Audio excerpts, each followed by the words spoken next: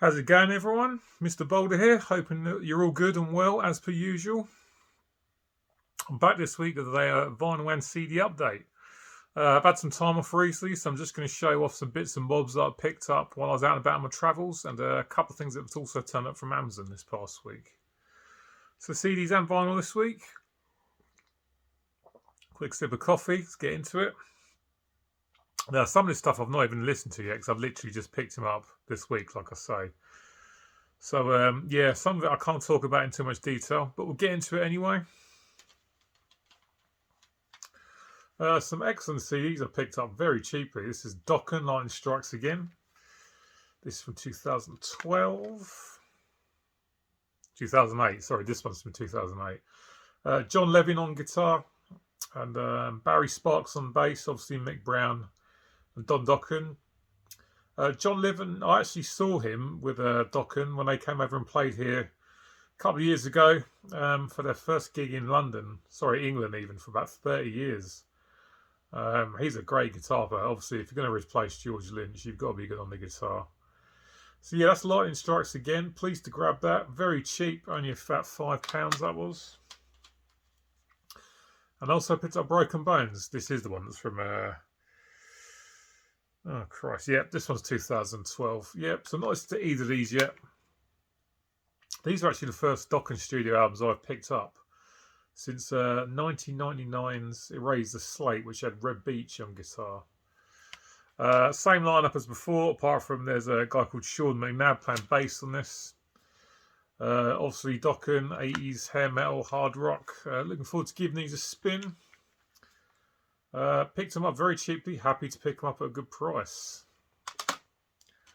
Up next, Best of Fear Factory. Didn't really need this, I've got all the Fear Factory albums, but sometimes it's nice just to have a lot of stuff just all on one sort of CD. Great track list in here. Very basic Roadrunner sort of best of. There's a CD in the inlay. Great stuff on this. Scapegoat, absolutely brilliant. When I first heard that was the first time I heard someone do the death metal growls and then sing completely clean. Never heard that before. Brilliant stuff. Demanufacture, Self-Bias Resistor, Zero Signal, probably my favourite song on this. Replica, everyone knows that. Shock Edge Crusher, it's got their cover of Gary Newman's Cars on it, which I really enjoy. It's a great cover. And it's got Lynchpin at the end from Digimortal. Not my favourite Fear Factory album, but there we go. So pleased to pick that up. That was only a few pounds as well. Best of Fear Factory, glad to grab that. Cinderella, Still Climbing. I've never seen this out and about in a while, so I was really happy to grab this, and especially to grab it for only £3. Absolute bargain. Still Climbing from 1994. This is brilliant stuff. I did listen to most of this earlier. I was out and about in the car. What I loved about this is that this is a band from the 80s, the hard rock, hair metal era. Not sort of bound down to the pressures of the alternative grunge thing that was going on at the time. This sounds like this could have come out in 1988. Yeah, hard rock, bluesy, brilliant stuff. Everything I've heard from this so far, I really enjoy. Tom Kiefer, as always, on the vocals, sounds great. A couple of songs already stick out in my mind. The first one, Bad Attitude Shuffle, was great. All Comes Down was great. Talk Is Cheap, I really liked, and the title track, like I say, not listened to all of it yet, but this is really good. I've been on the lookout for this for a while, and to get it for £3 is amazing. I've seen this on eBay for about 13, 14, 15 pounds, so I've definitely got a bargain there. Really happy to finally have that in the collection. Great stuff from Cinderella. Excellent hard rock with a bit of blues and country in it. It's all good. And the last CD, Sepultura, Against. This is the first album I did with Derek Green. I think it's come out in 1998. Yep, 98. This is me continuing my quest to pick up albums that I got rid of years ago. Go back and listen to them again and think, yeah, why on earth did I get rid of this? Choke is my favourite on this one. Yeah, a lot of people hate on the anything without Max Cavalera on. Not me. I think they've continued to make some fantastic albums over the years without the Cavalera brothers interested. Should there be a name change? You could make an argument for that. but this is still good stuff. I saw them actually when they were touring this album at the I think it was Ozfest back in 1998. It was 1998 at Milton Keynes Bowl. Yeah, it was really, really good. Derek Green's a great frontman, has to be said. Andreas on the guitar, yeah, he's an absolutely amazing guitar player. This has still got Igor on the drums and Paolo obviously on bass. Sepultura's Against from 1998. Finally glad to grab that again and get it back in the collection. And that's all the CDs for today. Also picked up some records, some new wave of British heavy metal here. Some other bits and pieces. First of all, a band I don't see people talking about a lot in the VC, so I'm going to show them some more love because I've showed them before. This is the Wild Hearts and 21st Century Love Songs. This came out not last week, week before. So it's brand new. And unsurprisingly, it's fucking brilliant. These guys are so underrated. If you don't know the Wild Hearts, they're from Newcastle, which is in the north of England. These guys are a rock band with definitely got a punk edge to them. Brilliant songs. Ginger Wildheart, the leader of this band, knows how to write a catchy chorus, great vocal melodies. Just a fun album to listen to, you know. It's over and done with in only about sort of 35-40 minutes, I think, and it's absolutely fantastic. Check these guys out if you haven't. Nice gatefold there, and it's just on black vinyl. Yeah, just on black. This is really, really good. This is going to definitely be in the album of the year list towards the end of the year. The title track's fantastic. Remember These Days is really good. Institutional Submission I really like. Sort Your Fucking Shit Out is really good. Really funny vocals. Lyrics. Directions on My Head Wants Me Dead closes with that. This is a fantastic album. More people need to jump on these guys. They're really, really good. If you like hard rock with a little bit of a punk edge to it, lots of attitude, but catchy choruses. Brilliant, brilliant stuff. You know, these guys are so underrated and don't get enough love as far as I'm concerned. That's the Wild Hearts, 21st Century Love Songs, and literally only come out a week or two ago. Up next, an album that has very much mixed reviews. I was always going to grab it because I've been missing this one for a long time. Listened to it last night. I don't think it's that bad. Tigers of Pang Tang, and this is The Cage, isn't it? Yep, The Cage from 1982, I think. Yeah, this gets a lot of hate from people, to be fair. Yeah, 1982. I don't think it's too bad. Is it as good as what come before it? No. There's no Jess Cox here. There's no John Sykes. But still pretty good stuff. Who's on vocals? John Deverell, yeah. Brian Dick is still here. Yeah, this isn't as bad as it's made out to be, I think. It's not as good as what come before it, though. I think they might have been bowing down to some record company pressure to make something a bit more commercial, because this is much more commercial than what came before it. But this is good stuff on here. Rendezvous I really like, and Lonely at the top was good. Letter from LA, the drums sound horrible on that song. Not the best drum sound on the whole album, to be fair. Making Tracks was alright. The Cage title track was good. Love Potion number 9 is actually a cover from a band from the 50s, I think, if my memory's right. You Always See What You Want to See is okay. And the last song in the end, The Actor, that is a pile of shit, though. Wasn't fussed on that one at all. If that wasn't on this, then I wouldn't be bothered whatsoever. Yeah, not as good as what come before it, but it's not as bad as it's made out to be, in my opinion. It's not too bad. I'm happy I picked it up, and I thought to myself, well, I'll grab it, I'll give it a listen. If it's no good, then I'll be moving it on. But I'm not going to be moving on. I'm going to keep it. I really do quite like it. Not as good as stuff like Wildcat and Spellbound, but still not bad at all. Thank God for Reissues. Ozzy Osbourne's No More Tears from 1991. As far as I'm concerned, the last really, really good Ozzy Osbourne album.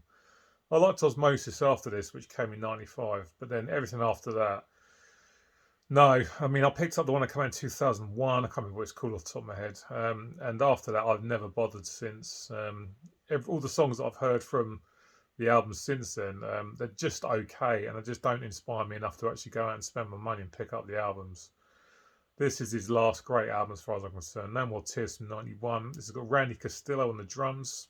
He went on to be in Motley Crue, also in Elite Ford's band, if my memory's right. There's obviously Zakk Wylde on guitar, Ozzy, Bob Daisy on the bass, even though in the band Photographs, it's Mike Inez who went on to be in Alice in Chains, and he's still in Alice in Chains now. Yeah, I listened to this last night, and I genuinely forgot just how good this album is. Massive gatefold. Brilliant songs on this. I Don't Want to Change the World's good. Mama, I'm Coming Home, I do like it, that's a bit cheesy. Desire, title track No More Tears is superb. Hellraiser, Time After Time, Zombie Stomp, Road to Nowhere. Couple towards the end, they're a little bit filler-like, but it's still really good. This pressing sounds amazing, by the way. If you haven't picked this up and you're after this album, the pressing is really good. Sound quality is great. You'll probably be wanting to pick up this reissue because original copies of this sell for absolutely ridiculous money. I've been on the lookout over the years, and whenever it's popped up on eBay or something, it costs an absolute fortune. So really happy to have this, and it's a great reissue. Sounds fantastic. No lyric sheet or anything like that, which is a bit odd, but there we go. 2 LP set on black vinyl. Good stuff. Ozzy's No More Tears. About time. Really glad to finally get that in the collection. Another one I listened to just last night, and this is Hags. This is their debut. I think it's their only album, actually. I think it's just called Hags, actually, from 1989. This is brilliant. Really good. I've seen it shown in a couple of videos in the past in the VC, and I liked what I heard about it. The descriptions made me think, yeah, I need to check that out. I found it when I was off on holiday this week in a record shop, so I grabbed it. Only cost £8, and it's really, really good.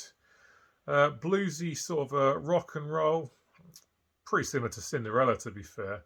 Although this mostly reminds me of Faster Pussycat, even down to the vocals. So if you're into Faster Pussycat, I'd definitely recommend grabbing this if you haven't already. This is great. I can't believe it's a one and done. They should have gone on to do much more. Fantastic album. Really, really good. And it's in amazing condition as well. Absolutely superb condition. No surface noise or anything. Just played beautifully. Half the Way Valley, Doghouse, Too Much T-Bone. In the Mood for Love, Misfortune, all the time. It's amazing stuff. So glad I took a punt on it and it paid off. It's a superb album. Great old school rock and roll. Yeah, shame it's their only release. But Hags from 1989, this is really, really good. If you're missing this from your collection, then you've really got to pick it up. Do yourself a favour. And then 3 things I picked up literally just this morning. So obviously I've no chance to listen to them yet. First band is a band I've not listened to for a very long time. It's My Dying Bride, and this is their debut EP from 1991. I'm not going to try and pronounce that because I've got no idea what it says. But yeah, I've not listened to these guys for years. Really good stuff, from what I remember though. I've not listened to them since probably The Angel in the Dark River from about 1995. I know Aaron was singing clean style then. I think he was doing more of the death grunt vocals on this. This is just an EP, 3 tracks. Yeah, can't say too much more about it. I'll be giving it a listen later. As you can see from the price tag there, this costs £20. Brand new reissue. Great stuff. I'm sure it's going to be, because I like everything else of theirs I've heard. My Dying Bride, brilliant stuff. Next, some old school classic hard rock. One of their newer albums though. This is Thunder and Rip It Up from 2017. Like I say, I only got it this morning, so I've not heard this yet. But I do know a few songs from this because I play it quite a lot on Planet Rock here in the UK. Nice gatefold.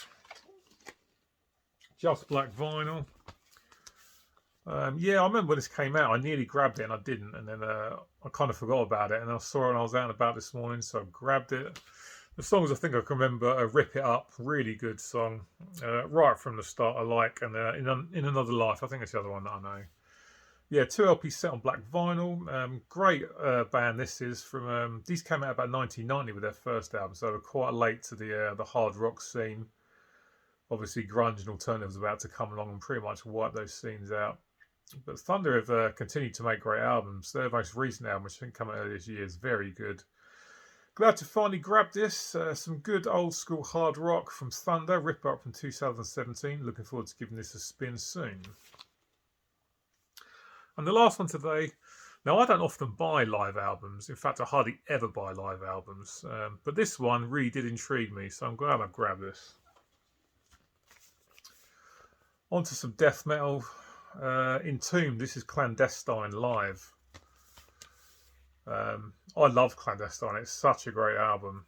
And this was only 15 quid, so I thought, I'm going to grab this. It's a great package. Absolutely fantastic. No LG Petrov on vocals, unfortunately, because obviously he was doing Entombed AD at the time. This is a great package, though. Nice gatefold. It's got a poster of the album artwork. I don't need to tell you the track listing if you know this album, because obviously you know the album. And it's on some nice printed inner sleeves.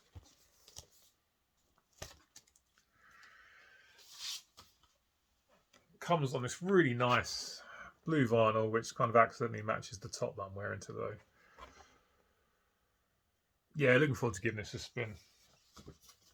Entombed Clandestine, an old school classic Swedish death metal album from 1991. Yeah, I'm looking forward to this. Don't usually care for live albums, but this did intrigue me, so I picked it up. Looking forward to giving it a listen. Got it just this morning. I'm sure it's going to be excellent. Really looking forward to it. A classic album, so hearing it played live in its entirety is going to be all good. This is out in Peaceville. Brilliant stuff. Entombed Clandestine live. Right, guys, that is it. Just want to say thanks to all the new subscribers, because I picked up a hell of a lot of new subscribers recently. So if you're new, welcome. Thank you very much for subscribing. Please like this video if you like it. Leave me a comment. Let me know about what you think about these pickups. And if you haven't subscribed to the channel and you watch and enjoy my videos, then please do subscribe. That'd be very much appreciated. I shall be back with you next week. Might be Motley Crue album ranking next week. We'll see that, but I think it's going to be that. So yeah, cheers for watching. Thanks very much, and I'll catch up with you soon. Take care. See you guys. Bye.